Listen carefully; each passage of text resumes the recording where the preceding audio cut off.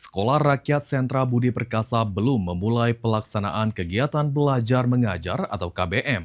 Pasalnya, masa pengenalan lingkungan sekolah atau MPLS bagi siswa baru Sekolah Rakyat Menengah Atas 7 Palembang diundur hingga 31 Juli 2026.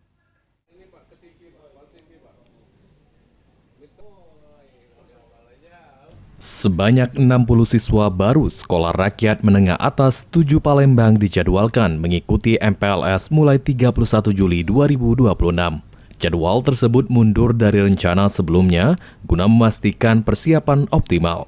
Sementara kegiatan belajar mengajar baru akan dilaksanakan setelah MPLS selesai.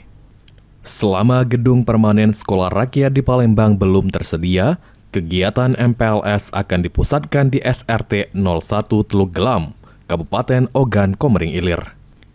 Dalam waktu sekitar 2 pekan, siswa akan mengikuti pengenalan lingkungan sekolah, pemeriksaan kesehatan, matrikulasi, hingga pemetaan minat dan bakat melalui tes talent DNA sebelum memulai kegiatan belajar.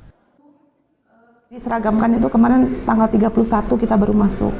Mengingat untuk mempersiapkan MPLS yang siswa-siswanya banyak ini lumayan. Ini banyak ya, kalau di Kayu Agung itu ada sekitar 300 lebih. Kita memutuskan untuk memundurkan, harusnya 13 ya, 14 ini ya. Namun kita melihat kondisi tempat ya, karena anak-anak ini semua baru. Ya. Kalau anak-anak lama kan sudah struggle ya itu dengan kondisi.